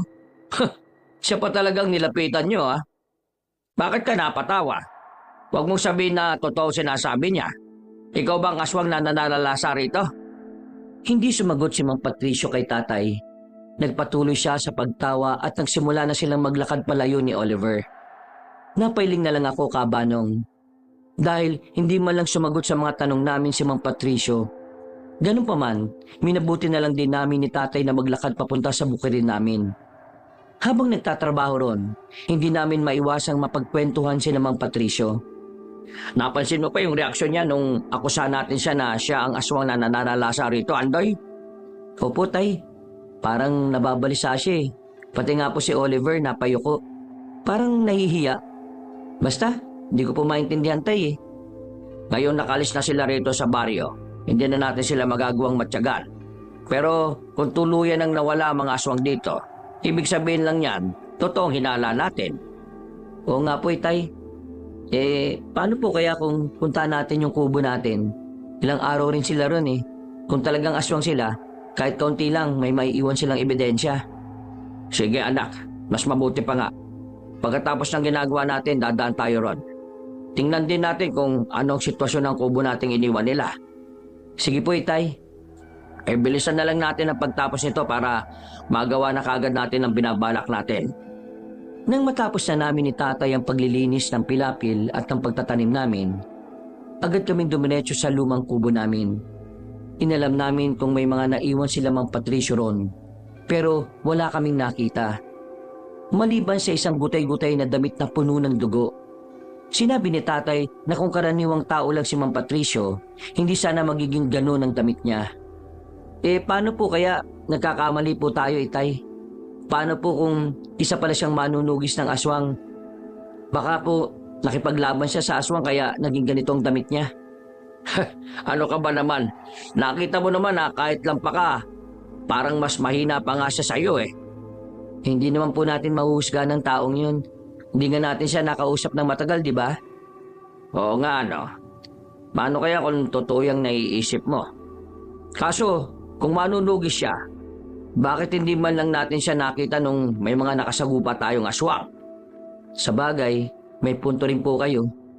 Mabuti pa nga, si Tandang Isabelo nandun nung sinubukan nating tulungan ng matanda eh. Yun nga lang, nabigo tayo. Mas nauna pang kainin ng mga aswang ang laman loob na matanda kaysa sa pagdating natin eh. Teka, paano po kaya kung si Tandang Isabelo po yung pinuno nila? Paano po kung isang ang manunugis si Mang Patricio? At ang matandang albularyong yon ang kanilang hinahanap dito. Ay nako, Andoy. Ang likot talaga ng utak mo. Para kang bata eh. Tara na nga, umuwi na tayo. Gutom na kasi ako eh. Napatango ko kay tatay at nauna na ako naglakad sa kanya. Habang pauwi, hindi nawala sa isipan ko ang bagay patungkol kina Mang Patricio at Tandang Isabelo. Sinabihan ko si tatay na pumunta na kami sa bahay ng matandang albularyo para magtanong. Pero tumanggi siya at sinabing sa susunod na araw na lang. Pagka-uwi namin, kumain lang kami at napagkwentuhan namin ang pag-alis ni Mang Patricio. Isinuwalang bahala ni nanay yon at sinabing hayaan na lang namin ang mag-amang dayo. Kung ano man ang intensyon nila rito ay bahala sila. Ang importante, hindi nila tayo sinaktan. Pinatuloy naman natin sila sa kubo natin. Nasa kanila na yun kung ano ang isusukli nila. Tama ka, pero ngayong nakalis na sila, malabo na silang bumalik pa. Kung talagang ang aswang si Patricio, mas mabuti na nga itong lumayas na sila sa baryo natin. Oo nga po, marami na rin kasi ang napirwisyo ng nilalang na yun eh. Kung nataon lang na nahuli namin si Mang Patricio na merong masamang ginagawa, malamang napatay na rin namin siya. Kung ginawa niyo yon, sigurado na magiging kawawang anak niya. Maliit pa si Oliver. At sigurado na hindi niya alam ang gagawin kung sakaling may masamang mangyari sa ama niya. Sa bagay, pero kung talagang aswang nga siya, hindi pa babayaan ng kauri nila si Oliver. Ang kaso, panigurado na babalikan niya tayo pagdating ng panahon. Subukan lang niya. Hindi ako papayag na gagawin niya tayo ng masama. Dadaan muna sila sa ibabaw ng bangkay ko. Ngayon na hindi na nanghihina ang tuhod ko, alam kong makakaya ko na silang labanan. Nagpatuloy kami sa pagkukwentuhan hanggang sa matapos na kami sa pagkain. Dahil natapos na namin ang gawain namin ni tatay sa bukid, nanatili muna kami sa bahay para tumulong kay nanay. Bandang 3:00 ng tanghali, minabuti kong tumambay na muna sa labas ng bahay. Sa hindi ko inaasahan, nakaramdam ako ng kakaiba sa hangin. Parang nagbabadyayo ng panganib. Kaya bahagya akong kinabahan. May kung ano rin sa loob ko na gustong kumawala, pero hindi ko alam kung paano. Nasa ganung kalagayan ako nang lumapit sa akin si tatay. Ibang-ibang ihip ng hangin ngayon ano? Parang may nakaamba na panganib sa atin. Yan nga rin pong naiisip ko itay eh. Hindi po kaya talagang nasa panganib tayo? Baka po may binabalak ang mga aswang laban sa atin eh. Ano naman kaya ang kasalanan natin sa kanila? Bakit kaya tayo ang pinupunteryan nila? Yan nga rin pong naisip ko eh. Kung tutusin, tahimik naman po tayong namumuhay dito. Oo nga. Pero dahil parang nagbabadya ang hangin ng hindi magandang pangyayari, kailangan natin maganda. Sige po tay, aasahin ko po yung mga itak natin para mas madali natin masugatan ng mga yon. Sige anak, mag-ipon lang din ako ng mga tuyong sanga at dahon. Kapag umatake sila rito, gagawa ko ng siga para mas maging limitado ang galaw nila. Hindi nila magagamit ang kakayahan nila para makapagtago sa karimlan. Kayo po ang bahala, tay. Nagpasya akong pumasok na muna sa bahay para hasain ang aming mga itak. Pagkatapos noon, nagpahinga ako para ihanda ang sarili ko sa posibleng laban. Kinagabihan, nagtaka kami dahil maraming kakaibang ibon ang umaaligid sa baryo. Mas naging malansari ng samyo ng hangin. Kaya lalo pang tumibay ang hinala namin patungkol sa pananalasa ng mga aswang. Ang ikinatatakot ko lang noon ay baka kung madamay ang lahat ng kabaryo namin. Kinagabihan. Itay, parang mas nagiging matapang po ang amoy niya na. Kanina, hindi naman po masyadong balansa ang hangin eh. Isa lang ang ibig sabihin niyan anak. Papalapit na rito ang mga aswang. Ipagdasal na lang natin na sana kakaunti lang sila. Dahil kung marami, baka malagay tayo sa alanganin. At mapagdiskitahan pa nila ang iba nating mga kanayon. Basta, kung lalabas man kayong dalawa, mag-iingat kayo ha. Baka kasi kung ano ang gawin sa inyo ng mga nilalang na yon. Huwag po kayo mag-alala, Nay. Kaya po namin ang mga sarili namin. Hindi kami papayag na matalo ng mga aswang na yan. Abay dapat lang anak. Hanggat maaari, protektahan din ninyo ang mga kanayon natin. Sa kabila ng mga pangungutya nila sa iyo, mga kanayon pa rin natin sila. Opo, baliwala na lang din naman po sa akin yun eh. Malakas na po ako kaysa sa dati. At alam kong hindi na ako magiging lampa ulit. Natigil ang pag-uusap namin na makarinig kami ng pag-angil sa paligid. Sinundan yun ng kalabog sa labas ng bahay, kaya nabahala na kami ni tatay. Agad namin kinuha ang aming mga itak at kasabay noon may kung anong tumama sa dingding namin na naging rason para masira yun. Agad naman kaming bumaba ni tatay at napalunok ako ng laway nang makita ang mahigit sa 10 aswang na nakahandang umatake sa amin. Itay, anong gagawin natin? Baka po hindi lang yan ang aswang na posible na makalaban natin. Huwag kang panghinaan ng loob anak. Kung nagawa mo matalo ang 3 aswang nung nakaraan, kahit nagamit lang ang lakas at ligsi mo, yan din ang gagawin mo sa kanila ngayon. Sige po tay, pero baka po hindi ko kayanin ha. Huwag ka mag-alala, tutulungan kita para mas mabilis nating matalo ang mga nilalang na yan.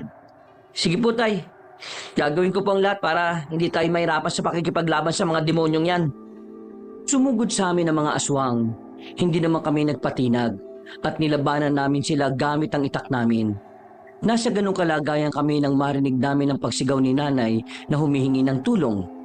Agad ko namang sinabihan si tatay na tulungan na lamang si Nanay Pinang. Nang makalis na si tatay, itinoon ko ang buong pansin ko sa mga aswang. Walang ano-ano, may nakita kong ibang aswang na papalapit at sa kabilang direksyon na may si Mang Patricio. Kalaunan, nagawa ko matalo ang mga nilalang sa paligid ko, kaya patakbo kong sumugod sa dayo. Tama nga sinabi ni tatay at ni Tandang Isabelo. Kayo nga ang aswang. Ano? Mga alagad ba ninyo ang mga umatake sa amin? Ano motibo nyo? Ha? Anong ibig mo sabihin? Hindi ako aswang. At kung naniniwala kayo sa mga sinasabi ng magaling na alburaryong yon, nagkakamali kayo ng pinapanigan. Anong ibig niyo sabihin, Mang Patricio? Hindi ko po kayo maintindihan. Kung kamag-anak niyo si Mang Warlito, ibig sabihin, mga aswang din kayo. Anong pinagsasasabi mo? Hindi aswang ang tiyo ko. Isa siyang manunugis ng mga aswang. Alam ko na. May nagpapakalat dito na isa siyang aswang, tama? Eh kung hindi siya aswang, sinong totoong aswang? At sino ang may motibong magpakalat ng maling impormasyon? Si Tandang Isabelo. At nandito ako para patayin siya. Hindi ko akalain na marami pa rin ang mga alagad niya. Kaya wag mong ibuntun sa akin ang galit mo. Lingunin mo mga kararating pa lang ng mga aswang. Kung si Tatang Isabelo ang aswang, bakit niyo siya tinutugis? Saka ko na sasabihin, mukhang kailangan na natin bumalik sa bahay ninyo. Sigurado ako na gustong patayin ng mga aswang ang mga magulang mo. Nakita ko kanina si Tandang Isabelo at nang sundan ko siya, papunta pala siya rito. Kung papunta siya rito, bakit hindi man lang namin siya nakita? Ayun, nakatayo siya sa harap ng grupo ng mga aswang na kasabay kong dumating dito. Tayo na, bago pa mahuli ang lahat. Nagmadali kaming bumalik sa bahay at nanlumo ako nang makita ko si nanay at tatay na duguan habang hawak ng mga aswang. Napangisin naman si Tandang Isabelo nang makita kami at inutusan niya ang mga alagad niyang pakawala ng mga magulang ko. Parehong mahina na si nanay at tatay dahil sa mga kalmot na natamo nila. Kaya ganun na lang ang pagkabahala ko. Sa dinami-rami ng lugar kung saan tayo pwede magkatagpo, dito pa talaga sa baryo nila Berting. Natatandaan mo pa ba yung mukhang ito? At sino makakalimot sa mukha ng isang manunugis na walang nagawa habang pinapatay ang buong pamilya niya? Maswerte ka nga't wala ron ang bunsong anak ko eh. Kung nagkataon, makapatay siya, patay na rin gayon. Napakahayop mo, Tandang Isabelo. Kahit na magkunwari ka pang mala-anghel na albularyo, kitang-kita pa rin ang maitim mong budhi. Sana ka kung ano ang iyong sasabihin. Total, nandito na rin kayong lahat. Sama-sama kayang mamamatay. Mga alagad, unahin niyong patayin ang dayong manunugis na yan.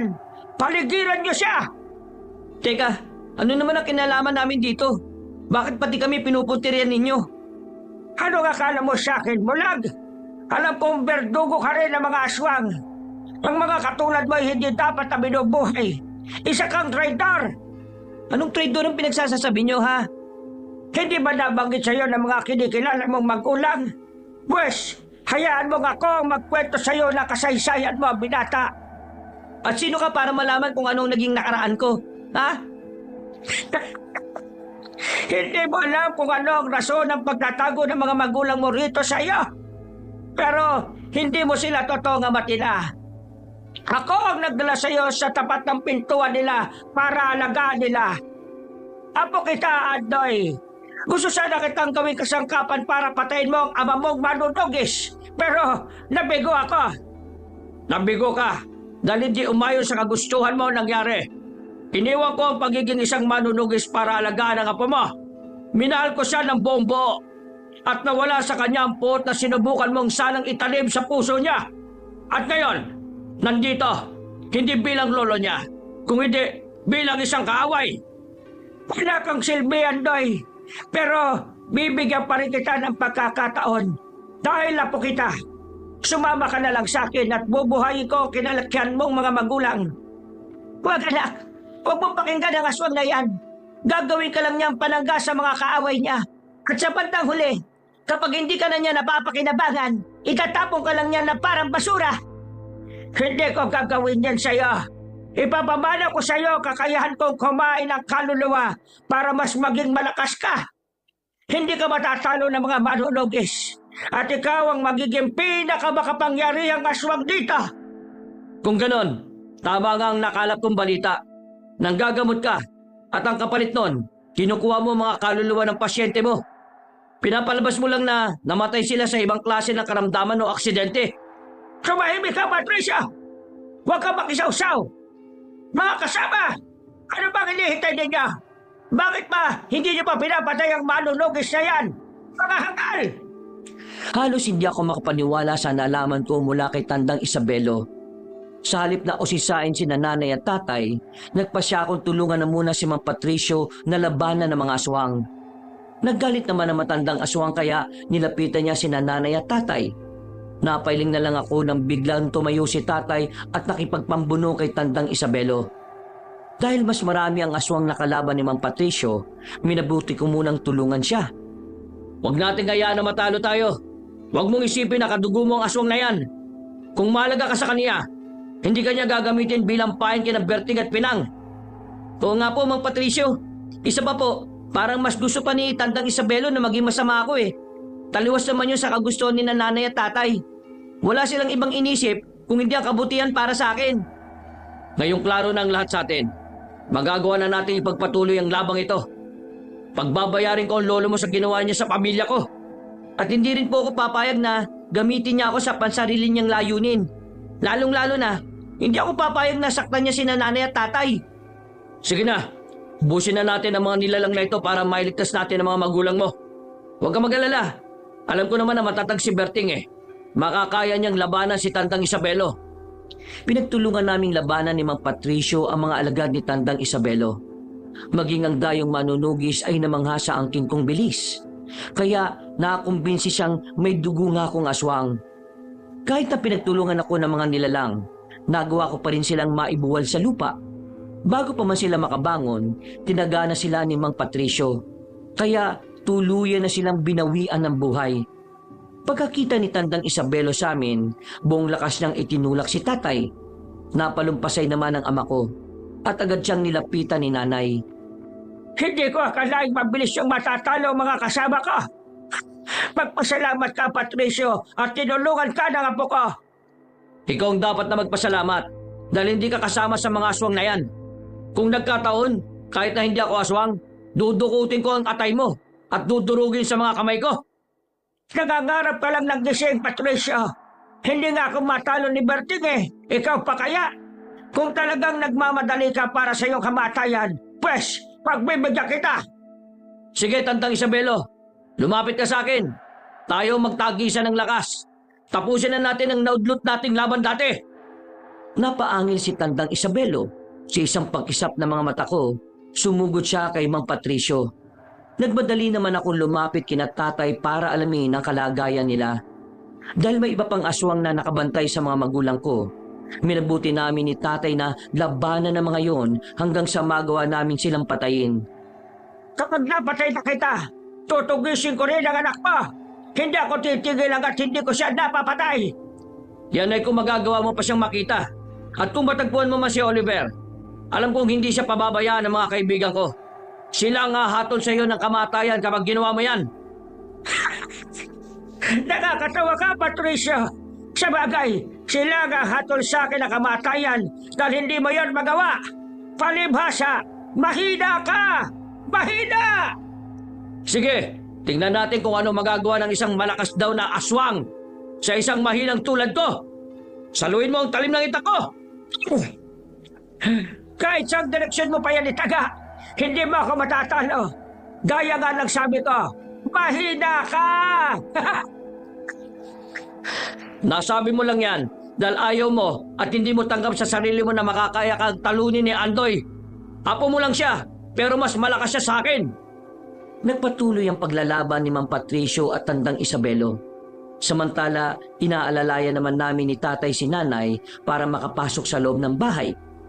Gusto ko sana papasukin na rin si Tatay Berting pero mas gusto niyang tumulong sa amin sa pakikipaglaban. Saktong pagkabalik namin sa pwesto, nagawang ibalibag ni Tandang Isabelo ang dayong manunugis. Dahil doon, sinugod namin siya ni tatay at pinagtulungang labanan. Habang nakikipaglaban sa aswang, kung ano-ano pa ang mga sinabi niya sa amin. Apo, makinig ka sa akin. Hindi ang Berting na ito, kababa. Sila mismo pumatay sa tatay mo. Kaya gusto kong maghiganti. Huwag kang magsinungaling. Hindi ako pumatay sa anak mo. Kung hindi ang isa sa mga kasamaan ko. At teka, hindi ba't ikaw lang din ang nag-utos noon para magawa mong asawahin ang totoong ina ni Andoy? Masinungaling ka. Hindi totoo sinasabi mo. Paano hindi totoo? Bago mo papatayin ang kaibigan kong yan, nagawa na niyang sabihin sa akin ang patungkol sa nangyari. Hindi ko rin akalain na apo mo pala si Andoy. Hindi ko po siya lolo, itay. Wala akong lolo na may sa demonyo.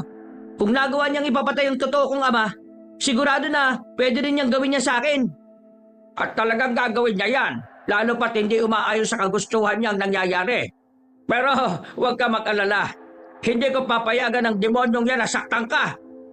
Kakatawa ka, Berting. Hindi mo nga ako matalo kanina eh, hindi ba? Akala mo naman eh kung sino kang malakas. Magpasalamat ka lang at hindi na ako katulad ng dati. Pero ngayong alam na ni Andoy ang totoo niyang katauhan. Dapat ka nakabahan, Tandang Isabelo. Kung hindi ko lang din siya magiging kakampi, mas mabuti bang patayin ko na lang siya. Akmang susugod sana si Tandang Isabelo sa akin nang makita kong papalapit din sa kanya si Mang Patricio. Bago pa man niya ako masunggaban, bumelo na ang dayong manunugis. Buong lakas niyang tinaga ang aswang sa likuran. Napaungol naman si Tandang Isabelo. At nang mapalingon siya kay Mang Patricio, humakbang na rin ako para sugurin siya. Ang dapat sa mga katulad mong aswang untayan ang taga hanggang sa mamatay. Magbabayad ka sa mga ginawa mo, Tandang Isabelo! Haray ka! Ang legal na tagiliran ka! Po, itigil mo yung ginagawa mo!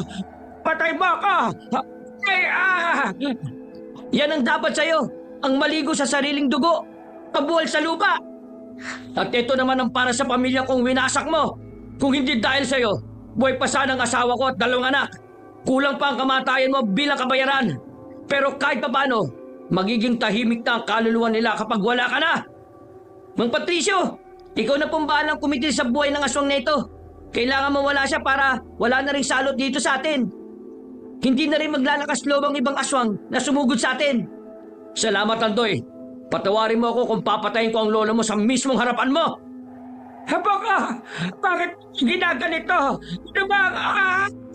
Hindi mo ako apo at talong hindi kita lolo. Siguro sa dugo oo, pero sa isip at puso, hindi. Sinubukan pa akong hawakan ng matandang aswang sa binti, pero tinaga siya ni Mang Patricio. Nung mga panahong yon, humingi na siya ng permiso sa amin para patayin ang aswang. Napatango naman kami sa kanya at noon din mismo tinaga niya ang aswang hanggang sa bawian na ito ng buhay. Napabuntong hininga na lang ako nang makita ko ang sitwasyon ni Tandang Isabelo. Ano anak, nagsisisi ka ba na pinatay ni Patricio ang lolo mo? Hindi po. Hindi ko naman po siya lolo eh. Kung totoong lolo ko siya, hindi sana niya gagawin to. Halos ipapatay niya na tayo eh. Tama ka riyan, Andoy. At kung apo talaga ang turing niya sa'yo, hindi ka niya gagamitin laban sa amin. Mabuti na lang talaga, pinalaki ka namin na merong mabuting puso. Hindi ka nagawang kumbinsi na matandang yun na umalim sa kanya. Hindi naman po ako ganun katanga para kumapis sa kanya, tay. Alam kong hindi perpekto ang buhay ko.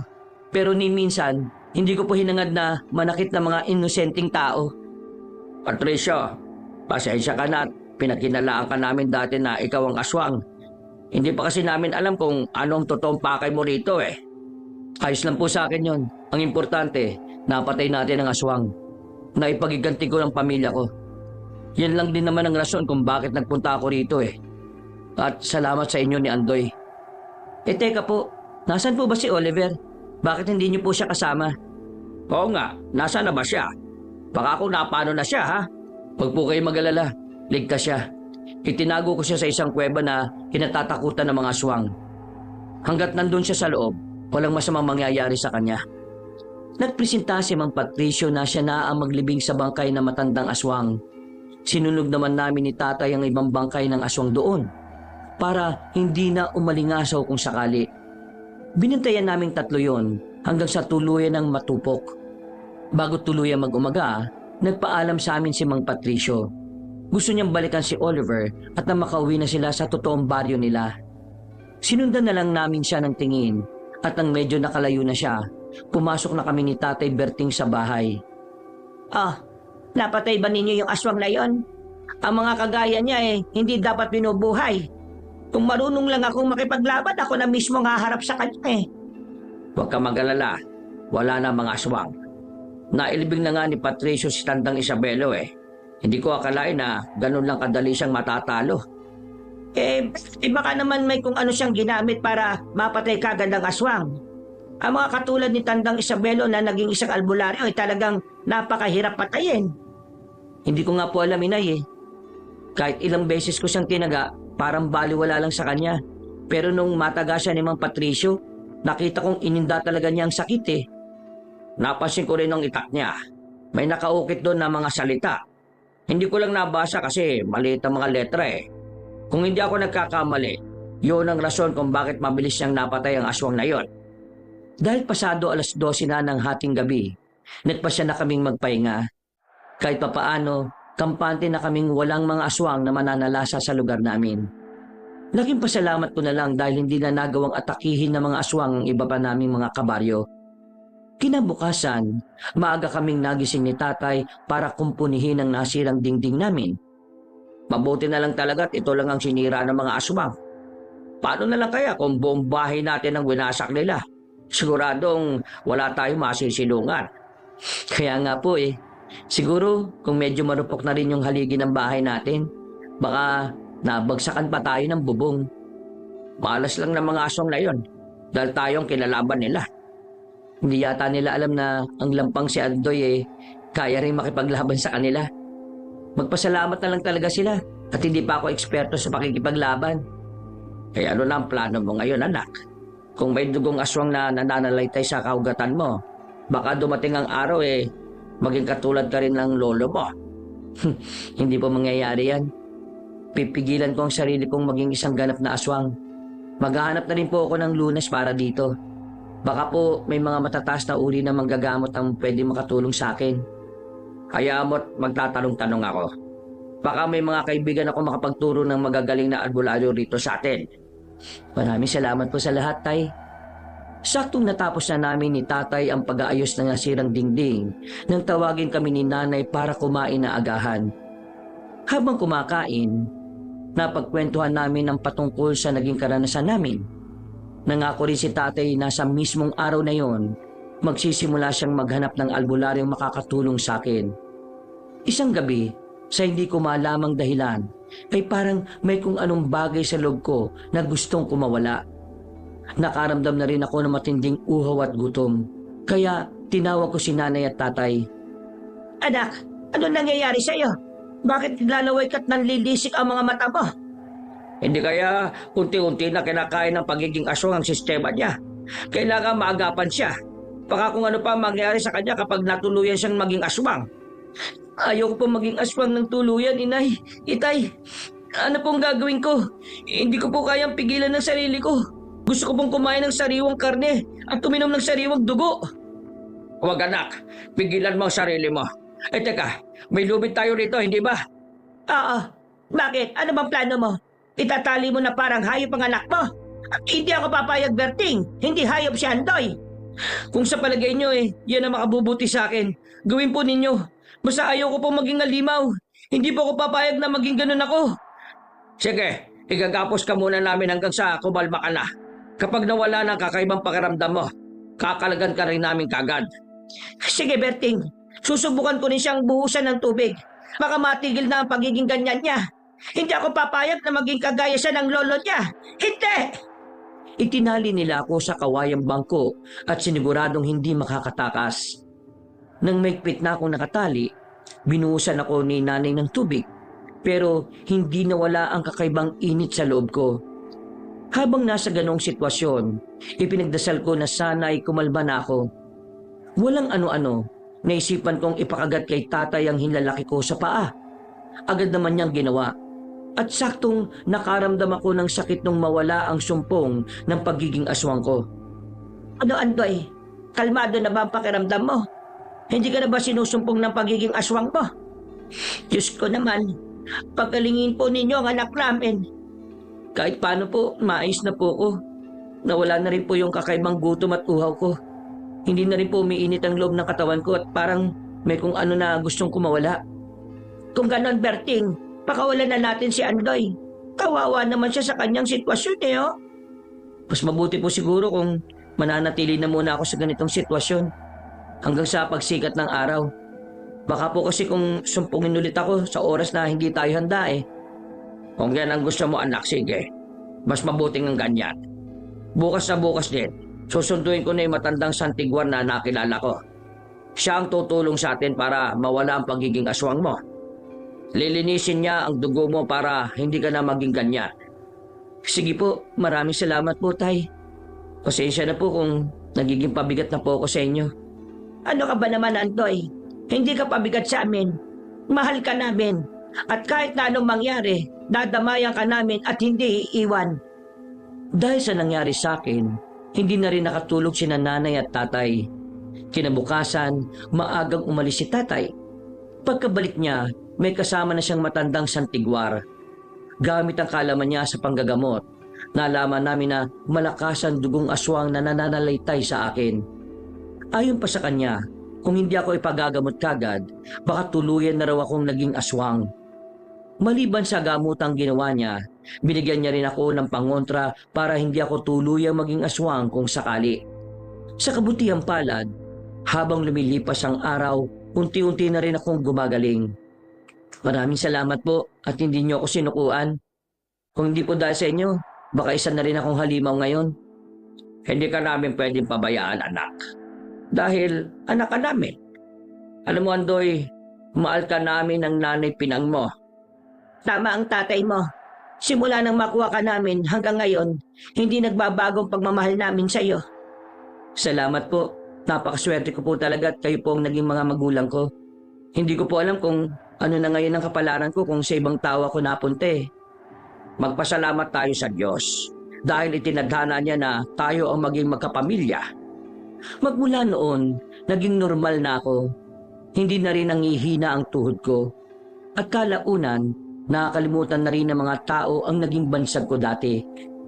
Makaraan ng ilang taon, nagpasya kami ni nanay at tatay na lumipat sa bayan. Naisip kong mas maiging doon kami dahil malapit sa pagamutan at malayo sa mga aswang.